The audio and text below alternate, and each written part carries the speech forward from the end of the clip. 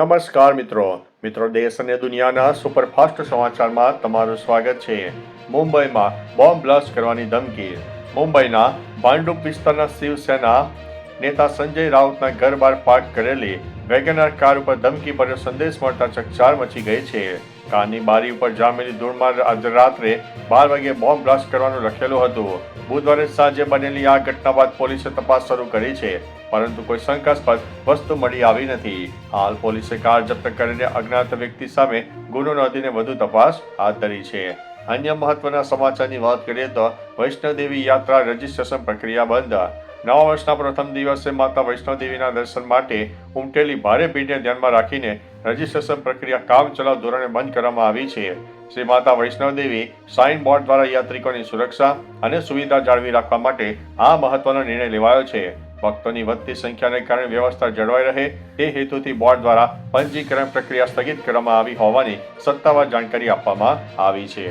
અન્ય મહત્વના સમાચારની વાત કરીએ તો નોકરી અપાવવાના બહાને કરોડો રૂપિયા ઉઘરાવનાર ઝડપાયો છે। નવા ગામના પશુપાલક સાથે 1.48 કરોડની છેતરપિંડી કરનાર નકલી આઈપીએસ ઓફિસર વિવેકને પાલિતાણા ક્રાઇમ બ્રાન્ચે ઝડપી પાડ્યો છે। આરોપી બાઉન્સરો રાખીને 4 ગુજરાતી ફિલ્મો પ્રોડ્યુસ કરીને મોટો વગ ધરાવતો હોવાનો ઢોંગ કરતો હતો।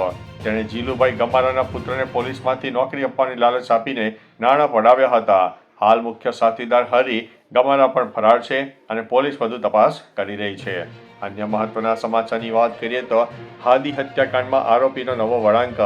બાંગ્લાદેશી છાત્ર નેતા ઉસ્માન હાદી હત્યાકાંડના મુખ્ય આરોપી ફૈસલ કરીમ મસૂદે વિડીયો સંદેશ દ્વારા પોતાની સંડોવણીનો ઇનકાર કર્યો છે।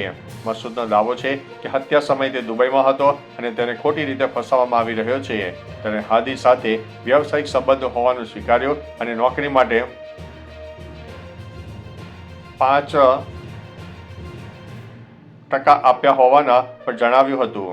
મસૂદે આ હત્યા પાછળ કટ્ટરપંથી જૂથોનો હાથ હોવાનું પણ સામે આવ્યું છે। મિત્રો, અન્ય મહત્વના સમાચારની વાત કરીએ તો આરોગ્ય ક્ષેત્રે ગુજરાતનું ગૌરવ વધ્યું। અમદાવાદની કિડની ઇન્સ્ટિટ્યૂટે વર્ષ 2025માં 500 કિડની ટ્રાન્સપ્લાન્ટ કરીને નવો વિક્રમ સ્થાપિત કરી દીધો છે। દેશની પ્રથમ પબ્લિક સેક્ટર હોસ્પિટલ તરીકે સિદ્ધિ મેળવનાર આ સંસ્થામાં 367 પુરુષો અને 133 મહિલાઓના સફળ ઓપરેશન થયા છે, જેમાં 157 કેડેવર અને 43 રોબોટિક ટ્રાન્સપ્લાન્ટનો સમાવેશ થાય છે। આયુષ્યમાન ભારત યોજના હેઠળ 318 ગરીબ દર્દીઓને મફત સારવાર મળી રહી છે। અન્ય મહત્વના સમાચારની વાત કરીએ તો નીમ કરોલી બાબા પર થશે રિલીઝ। નૈનીતાલના કેચી ધાબડા વિશ્વવિખ્યાત સંત નીમ કરોલી બાબાનું જીવન હવે મોટા પડદે જોવા મળશે। ઓલ માઇટી મોશન પિક્ચર દ્વારા સંત નામની મહત્વાકાંક્ષી વેબ સિરીઝની જાહેરાત કરવામાં આવી છે। કુલ 7 ભાગમાં વહેંચાયેલી આ સિરીઝ વિશ્વભરના દર્શકો માટે અંદાજિત 20 જેટલી ભાષામાં પ્રોડ્યુસ કરવામાં આવશે। હનુમાનજીના સ્વરૂપ ગણાતા બાબાના દેશ અને વિદેશના લાખો ભક્તોમાં આ પ્રોજેક્ટને લઈને ભારે ઉત્સાહ જોવા મળ્યો છે। અન્ય મહત્વના સમાચારની વાત કરીએ તો 7 રૂપિયાની લોટરીએ બનાવ્યો છે કરોડપતિ। પંજાબના ફતેહગઢ સાહિબના માજરી સોડિયા ગામના કિસ્સાકના બલકારસિંહે 7 રૂપિયાની લોટરીમાં 1 કરોડ રૂપિયાનું ઇનામ જીતીને ઇતિહાસ રચી દીધો છે। ગત 29 તારીખે પરિણામ જાહેર થતાં તેમની કિસ્મત ચમકી ગઈ હતી। ગુરુઓમાં અતૂટ શ્રદ્ધા ધરાવતા બલકારસિંહે આ રકમનો 10મો ભાગ જરૂરિયાતમંદો માટે વાપરવાનો નિશ્ચય કર્યો છે। લોટરી વિક્રેતા મુકેશ કુમારે કિસાનોનું સન્માન કર્યું હતું અને ગામમાં લાડુ વેચીને આ જીતની ઉજવણી કરવામાં આવી હતી। અન્ય મહત્વના સમાચારની વાત કરીએ તો સ્પેસ ટુરિઝમ સામાન્ય માણસ માટે અંતરિક્ષ યાત્રા। વર્ષ 2025માં સ્પેસ ટુરિઝમ હવે માત્ર વૈજ્ઞાનિક કલ્પના રહી નથી। ખાનગી અવકાશ કંપનીઓ પૃથ્વીની ભ્રમણ કક્ષામાં સ્પેસ હોટલ્સ સ્થાપવાની યોજના ઝડપથી કામ પૂર્ણ કર્યું છે। આધુનિક રોકેટ ટેકનોલોજીને કારણે અવકાશ યાત્રાનો ખર્ચ ઘટ્યો છે, જેનાથી સામાન્ય નાગરિકો માટે પણ શૂન્ય ગુરુત્વાકર્ષણનો અનુભવ કરવો શક્ય બનશે। આ ઐતિહાસિક પ્રગતિ માનવજાતને પૃથ્વીની બહાર વસાહતો સ્થાપવા તરફ દોરી રહી છે। અન્ય મહત્વના સમાચારની વાત કરીએ તો એલપીજી સિલિન્ડર મોંઘો થયો।